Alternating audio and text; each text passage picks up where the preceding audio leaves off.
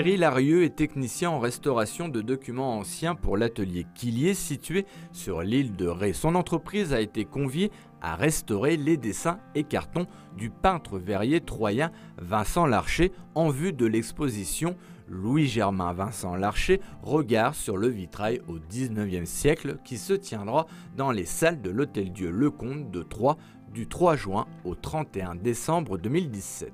600, je crois, pièces de ce maître verrier, et donc nous sommes intervenus sur oui, à peu près 500-600 pièces pour la restauration, puisque tous ces documents étaient quand même très altérés, beaucoup de lacunes, de déchirures, un état d'empoussièrement très important, donc il a fallu qu'on intervienne sur tous ces sujets-là. Souvent, les maîtres verriers utilisaient des grands formats de papier qui étaient quand même plutôt des papiers cartonnés assez forts, c'est pour ça qu'on appelle des cartons de vitraux. Ça peut être un ensemble, un vitrail dans son ensemble, et on a restauré des cartons de vitraux qui faisaient 4 mètres sur 6, enfin c'était assez énorme. Et soit c'est l'ensemble d'un vitrail, et puis après vous avez souvent des morceaux de ce vitrail pour plus de détails ou plus.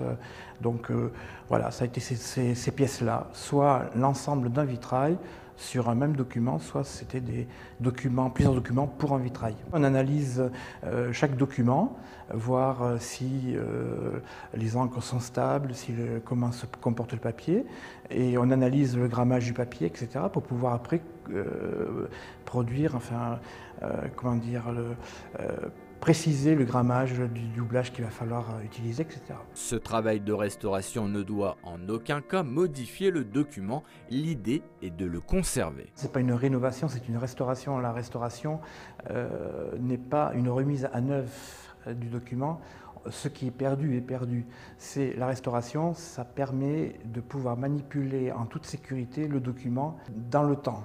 Voilà, c'est surtout ça.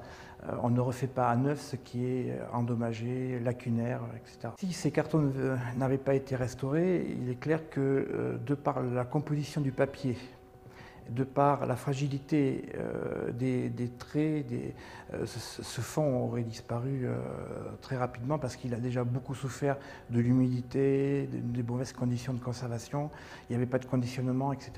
Donc effectivement, c'est un fond qui serait disparu très rapidement. On doit laisser la trace de ce qui a disparu et les générations futures doivent savoir que telle partie n'a pas été refaite parce qu'elle avait disparu au temps de la restauration et on ne va pas les tromper en faisant du faux. Le document en tant que tel, il est vrai à la base, il doit rester vrai.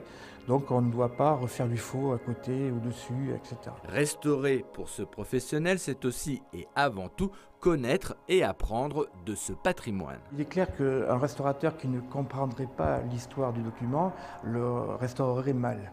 Ça, c'est la base du métier. Il y a deux compréhensions essentielles à avoir. D'un côté, vous avez des techniques qui doivent être réversibles et qui doivent utiliser des matériaux neutres, puisqu'on ne va pas rajouter du danger au danger sur le document. Et d'autre côté, le document doit être compris. Il doit être compris dans son histoire, comment il a été produit, comment il a vécu, quels sont les différents problèmes qu'il a rencontrés, car tout ça rentre dans le processus de restauration. Le jour où on va vouloir restaurer le vitrail qui est concerné par ce carton de maître verrier, le restaurateur de vitraux va peut-être être intéressé de voir quel était à la base le projet, donc le document initial qui a permis de faire le vitrail. Donc il est important de garder ce document en témoignage et pas simplement le vitrail, donc la réalisation finale. Le maître verrier Vincent Larcher sera mis en lumière par cette exposition, mais pas seulement, le travail de restauration de l'atelier Quillier aussi.